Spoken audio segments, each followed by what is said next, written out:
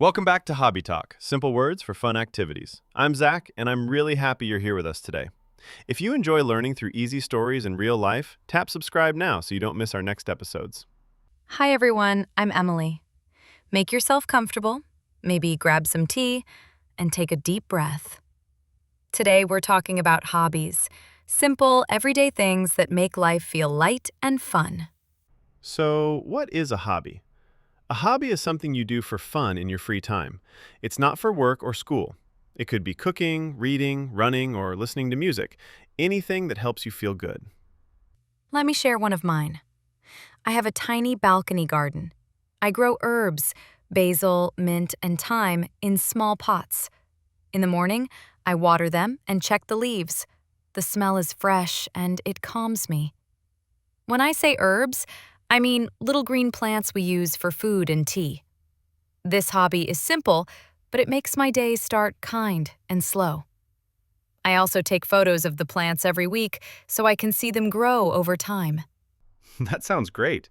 For me, it's soccer in the park with friends every Tuesday. After a long day, my brain is tired, but when I run, I feel awake again. We laugh, we miss a goal, we try again. It helps me relax. Relax means to feel less tense and more comfortable. When I walk home, the air feels cooler and my mind is clear. That reminds me of a sweet moment. Last week, I met a neighbor in the elevator, and he noticed the basil in my bag. We started talking about plants. Neighbor means a person who lives near you. It was a short talk, but it felt friendly. A small hobby opened a small door to connection. Speaking of that, I chatted with a guy at the bus stop about soccer. He said, I play on weekends. I told him, nice, I play after work. After work means when the workday is finished. We didn't need long sentences, just simple words and a smile. When someone asks me about my hobby, I usually smile and say, I like my little garden. It smells fresh. Fresh here means clean and new. Short, honest lines are enough. The feeling in your voice helps the words sound warm and real. If your hobby is new, start small, maybe 10 minutes a day. Keep it easy and gentle. Over time, it becomes a routine, something you do again and again. That steady rhythm makes learning new words feel natural. Quick recap. A hobby is fun in your free time. It can help you relax, meet people, and start small talk.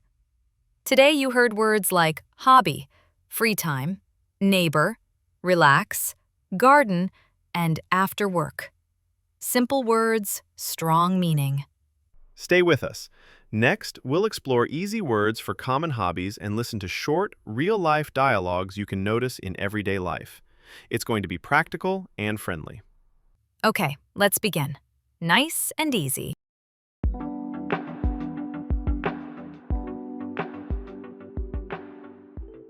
Okay, let's open our word toolbox for hobbies. 3 small helpers: play, go, do. They make sentences simple and clear. I use them every week. I play guitar on Sunday evening. I go hiking with a friend once a month. I do yoga at home when it rains. Hike means walk in nature, usually for a while. Emily, here's a quick map. Play is for games and instruments, like soccer or the piano. Go plus ing is for activities. Go swimming, go camping. Do is for things like exercise or homework. Speaking of music, I also listen to podcasts while I cook dinner. Listen means pay attention with your ears. Cook means make food. Sometimes I bake cookies. Bake means cook in the oven, and the kitchen smells amazing. I watch cooking videos, then try a new dish. Watch means look at something for some time, like a show or video. Try means test something new. Last week I made spicy noodles. Too spicy! On rainy days, I draw simple city scenes. Draw is with a pencil. Paint is with colors and a brush. I'm not perfect, but that's fine. The quiet focus feels good. I'm learning to garden on my balcony. Garden here is a verb. I water plants and cut dry leaves. Sometimes a bee visits. It's slow, and it makes me proud. Let's add three social words: join, meet, invite. I joined a weekend running group. Join means become a member. I met new people at the park, and I invited one friend for coffee after the run. Small phrases help too. I like, I enjoy, I'm into. Into here means I really like something. I'm into quiet mornings with tea and a book. They make my day soft and warm. Quick recap. Play for games and instruments. Go plus ing for activities. Do for exercise and similar things. Add watch, listen, cook, bake, draw, paint, garden, join, meet, invite, try. Time words help. In the morning, after work, on weekends, at night. For example, after work I do yoga, and on Saturday morning I go hiking. Sometimes I read a short story before bed. Start small. 10 minutes is enough. Practice means do something again and again to get better. When it feels fun, you keep going, and your confidence grows without pressure. That reminds me, Zach. What new hobby do you want to try soon? I want to learn basic photography. Learn means get a new skill. I'll take photos of trees in the park after work and notice light, color, and little shapes. Nice. Keep these words in your pocket. Next, we'll use them in short, real conversations from daily life.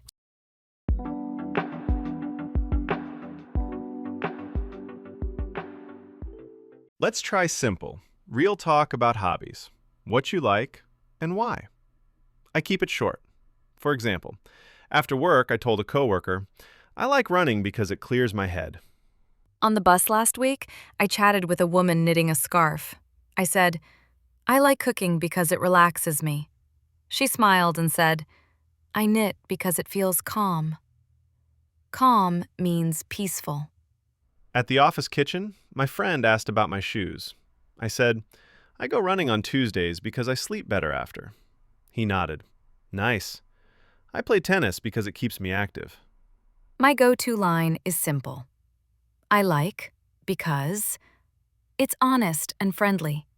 When I add a small detail like with my sister or in the park, the talk opens up. At a game night, I told a new neighbor, I enjoy board games because they bring people together. Enjoy means really like. He said, same here. I like easy games after dinner. Reasons can be simple. It helps me relax. It gives me energy. Or it's creative. Pick one that feels true. When it's true, your voice sounds natural and warm. Yesterday at a cafe, the barista asked about my camera. I said, I like photography because I notice light. She said, oh, I paint because colors make me happy. Short lines, easy connection. Do you ever feel nervous starting the talk? Sometimes I do. I take a breath, look at the person, and share one small reason. It feels human, not perfect. Same here. I keep one follow-up ready.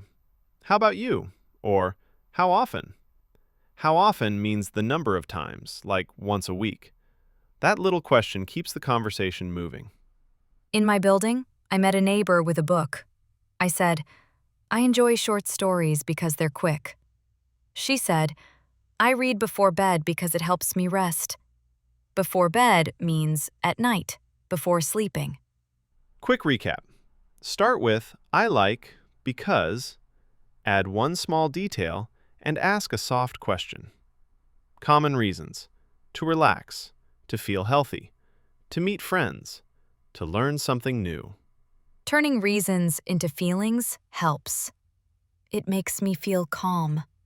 It makes my day brighter. It clears my mind. Feelings are easy to understand and easy to share. At the park today, a guy stretched near the track. I said, I like morning runs because the air is fresh. He grinned. Nice. I run to wake up. Simple, and the chat flowed. So, say what you like, add a because, and offer one kind question. That's it. Next, we'll use these lines to start friendly small talk anywhere. Bus stops, cafes, parks.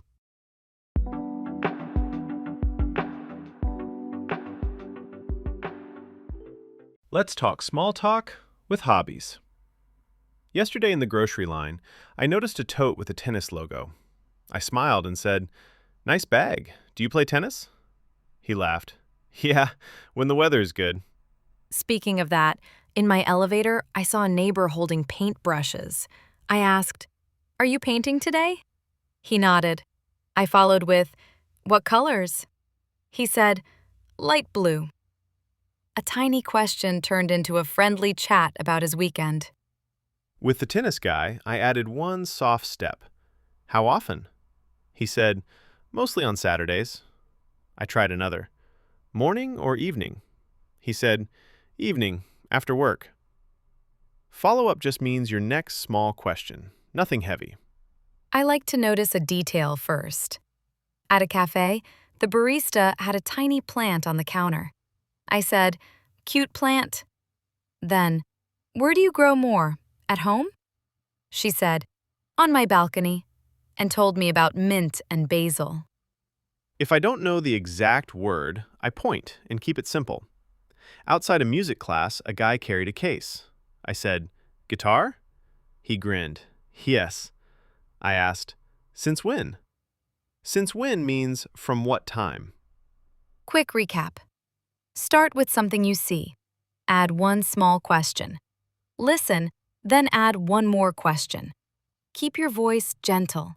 Small, real details make people feel safe to share. Good follow-ups are easy. How often? Where do you do it? Who do you go with? Why do you like it? I usually pick just one. Then I share a little about myself to balance the talk. For example, at the park, I saw two people with kites. I asked, "Where do you fly them?" They said, "Here, when it's windy."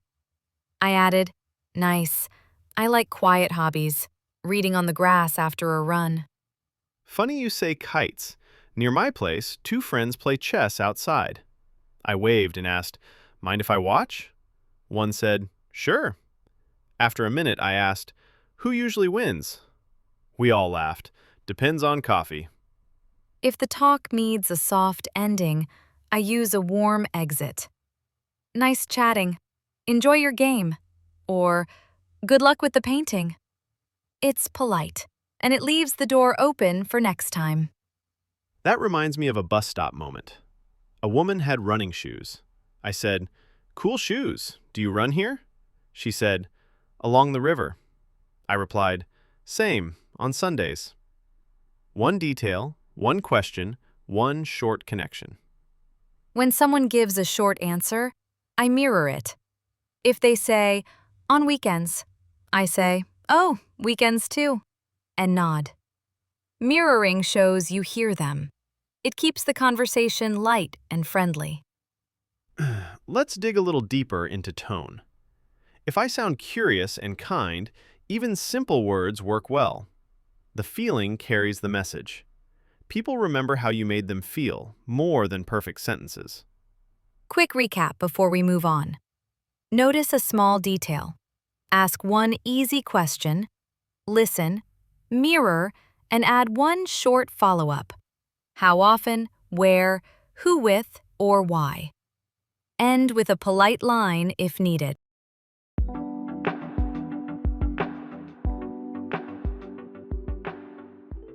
Let's tune our ears to rhythm with simple hobby lines. I keep phrases short. I like running, pause, because it clears my head, pause. Small pauses make each idea clear. In my elevator, I saw a neighbor with a small plant. I said, "Nice plant." Pause. "Smells fresh." It felt natural. 2 short beats, friendly voice, easy smile. Stress helps too. Stress means say a word a little stronger and longer. I say, "I like running," and "it relaxes me." The strong words carry the message. The others stay soft. Contractions make speech smooth. I am becomes I'm. It is becomes it's. I would becomes I'd. At the park, I said, I'm into yoga, and it sounded light and warm. Linking is a tiny bridge between words. Red at night often sounds like red at night. Go out can sound like go out. Soft links help your voice glide without rushing. Questions rise at the end. I asked a barista, Do you paint? My tone went up softly. She nodded and said, Sometimes, with a small smile back. Statements usually fall. I say, I like soccer. Down. On Saturdays. Down. The falling tone makes it sound complete and easy to follow. Pace matters. Slow is okay. In a bookstore, I told the clerk, Just looking. Pause. I enjoy short stories. The pause gave space, and my words felt relaxed. Try one clear reason at the end. I like cooking, small pause, because it helps me relax. The pause before because makes the reason stand out without sounding heavy. Let's recap 3 keys. Number 1, stress the important words, like cooking, relax. Number 2, use contractions, I'm, it's. Number 3, add small pauses and gentle links between words. I record quick voice notes after a run. I'm tired. Happy tired. When I listen, I check the beat. Short phrase, pause, short phrase. If it flows, it feels natural. Keep your voice kind and your phrases short. Next, we'll bring everything together and wrap up with a few friendly tips you can use in any casual conversation.